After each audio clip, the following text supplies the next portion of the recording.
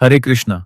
आ रही है एक पावन एकादशी और उसका नाम सुनते ही हृदय में एक अलग ही भाव जागृत हो जाता है, जिसकी प्रतीक्षा हर भक्त का मन पूरे साल भर करता है और जो व्रतराज के नाम से भी पूजी जाती है। जी हाँ, ज्येष्ठ मास के शुक्ल पक्ष में आने वाली निर्जला एकादशी वर्ष की सबसे महान, सबसे तेजस्वी और सबसे फलदायिनी एकादशी बस कुछ ही दिनों में आने वाली है। अब जरा सोचिए, वर्ष भर की 24 एकादशियां, हर पक्ष का एक एक व्रत, हर महीने की पूजा संकल्प और इन सब का संपूर्ण पुण्य फल अगर किसी एक ही दिन में मिल जाए तो। जी हाँ, पद्म पुराण में स्वयं भगवान श्री हरि कहते हैं कि जो इस निर्जला एकादशी व्रत का सच्चे मन से पालन करता है, उसे वर्ष की सभी 24 एकादशियों का पुण्य फल प्राप्त हो जाता है और यही इस व्रत की विशेष महिमा है। तो चलिए, आज के इस विशेष वीडियो में जानते हैं कि इस बार निर्जला एकादशी कौन से दिन आ रही हैं, इस दिन के शुभ मुहूर्त कौन से हैं और इस बार भी पांडव निर्जला एकादशी को लेकर थोड़ा संशय बना हुआ है कि आखिर कौन से दिन उसका पालन किया जाए। और आप जानते हैं, इस बार की एकादशी का पालन आप दोनों में से किसी भी दिन कर सकते हैं और ऐसा क्यों है, उसके विषय में भी आज हम आपको शास्त्रों के माध्यम से विस्तार से बताएंगे। तो चलिए, आज का ये पांडव निर्जला एकादशी कब है, यह विशेष वीडियो आरंभ करते हैं। इस बार पांडव निर्जला एकादशी आ रही है 25 जून 2026 गुरुवार के दिन। लेकिन कुछ स्थानों पर इसका पालन 26 जून 2026 शुक्रवार के दिन भी किया जाएगा। और ऐसा क्यों है, वो हम इस वीडियो के अंत में जानेंगे।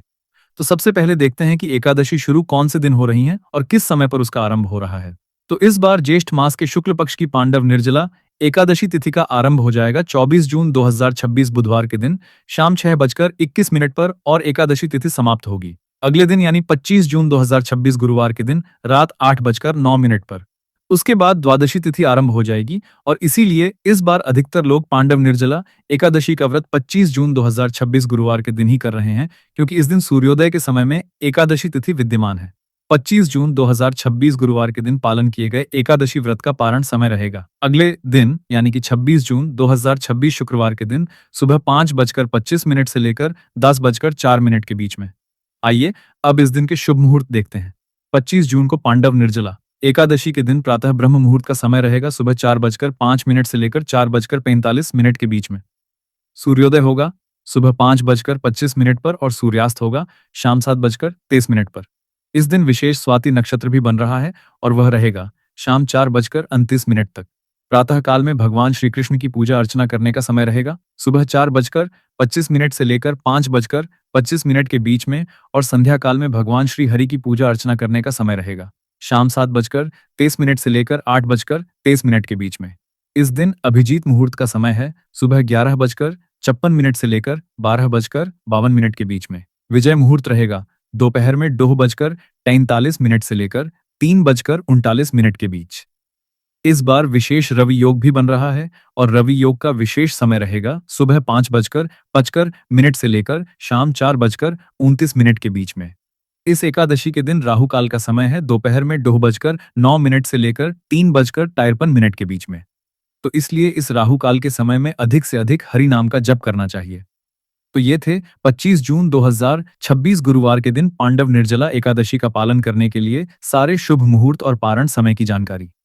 अब जो लोग 26 जून 2026 शुक्रवार के दिन पांडव निर्जला एकादशी व्रत रखना चाहते हैं, उन्हें इस व्रत का पारण करना होगा।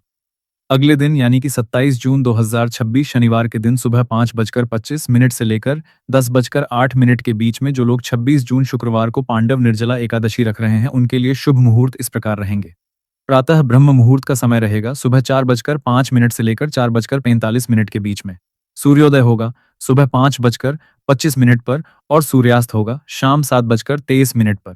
प्रातः काल में भगवान की पूजा अर्चना करने का समय रहेगा सुबह 4:25 से लेकर 5:25 के बीच में। संध्या काल में पूजा अर्चना करने का समय रहेगा शाम 7:23 से लेकर 8:23 के बीच में। इस दिन विशेष सर्वार्थ सिद्धि योग भी बन रहा है और यह रहेगा शाम 7:16 से लेकर अगले दिन सुबह 5:25 तक। और इस दिन राहु काल का समय है सुबह 10:39 से लेकर दोपहर में 12:24 तक। तो ये थी पांडव निर्जला एकादशी के दोनों दिनों की संपूर्ण जानकारी। चलिए, अब बात करते हैं कि अधिकतर स्थानों पर 25 जून 2026 को मनाई जा रही निर्जला एकादशी का पालन कुछ स्थानों पर कुछ लोग 26 जून को क्यों कर रहे हैं। तो देखिए, गर्ग संहिता में वर्णन आता है एकादशी त्याचा परतो द्वादशी यदि उपोष्या द्वादशी शुद्ध द्वाश्यामेव पारणम नगर भवते जंतु इत्या। भगवान हरि यानी पुरुषोत्तम भगवान कहते हैं, अगर एक क्षण के लिए भी द्वादशी त्रयोदशी में सम्मिलित हो जाती है, तो व्यक्ति को एकादशी के पूर्ण दिन का व्रत त्याग देना चाहिए और द्वादशी के दिन ही उपवास करना चाहिए। ऐसे व्यक्ति को भौतिक जन्म के चक्र से मुक्ति प्राप्त हो जाती है। दूसरा हरिभक्ति विलास में वर्णन आता है। एकादशी तत्संपूर्ण परतो द्वादशी भवेत उपोष्या द्वादशी तत्र तिथि वृद्धि प्रशस्यते। यानी कि भले ही एकादशी पूर्ण हो, यानी कि सूर्योदय से शुरू हो रही है और शाम तक चल रही है, लेकिन अगर द्वादशी विस्तृत हो रही है तो व्यक्ति को द्वादशी के दिन ही उपवास करना चाहिए, क्योंकि ऐसी एकादशी विस्तृत या वर्धनी एकादशी कहलाती है। तो इस बार जो पांडव निर्जला एकादशी आ रही है, वह भी ऐसी ही एक महाद्वादशी है। और महाद्वादशी के विषय में पद्म पुराण और मार्कंडेय पुराण में स्वयं भगवान श्री विष्णु कहते हैं कि जो व्यक्ति इस जगत में आकर अष्ट महाद्वादशी व्रत का अनुष्ठान नहीं करता है, उसे मेरी आज्ञा से प्रलय पर्यंत यमपुरी में वास करना पड़ता है। वर्ष में कुल मिलाकर ऐसी 8 महाद्वादशी तिथियां आती हैं, जब सूर्य और चंद्र की गति अनुसार एकादशी, द्वादशी और त्रयोदशी का भिन्न भिन्न रूपों में मिश्रण हो जाता है। ऐसे संयोग में एक भक्त को एकादशी तिथि का पालन अगले दिन यानी द्वादशी के दिन ही करने की सलाह हमारे शास्त्र देते हैं। ऐसा ही एक संयोग इस बार की एकादशी तिथि में भी आ रहा है। ज्येष्ठ मास के शुक्ल पक्ष में आने वाली एकादशी, जिसे पांडव निर्जला एकादशी के नाम से जानते हैं, वह पक्षवर्धनी महाद्वादशी भी है। क्योंकि इस वर्ष यह एकादशी तिथि वैसे तो प्रारंभ हो रही है 24 जून को शाम 6:21 पर और पूर्ण हो रही है 25 जून को रात्रि में 8:09 पर, और फिर उसके बाद द्वादशी तिथि आरंभ हो जाएगी और वह पूर्ण होगी 26 जून को रात्रि के 10:22 पर, और उसके बाद त्रयोदशी तिथि आरंभ हो जाएगी। तो इस प्रकार इस बार आने वाली एकादशी, दशमी, एकादशी, द्वादशी और त्रयोदशी से संयुक्त होकर आने वाली पूर्णिमा तक विस्तारित हो रही है। और यही कारण है कि कुछ स्थानों पर भक्तगण पांडव निर्जला एकादशी का पालन पक्षवर्धनी महाद्वादशी के रूप में 26 जून को कर रहे हैं। तो इसलिए आप अपने स्थानिक समय के अनुसार इन दोनों दिनों में से किसी भी दिन पांडव निर्जला एकादशी व्रत का पालन कर सकते हैं। दोनों दिनों के पारण समय और शुभ मुहूर्त हम आपको पहले ही बता चुके हैं।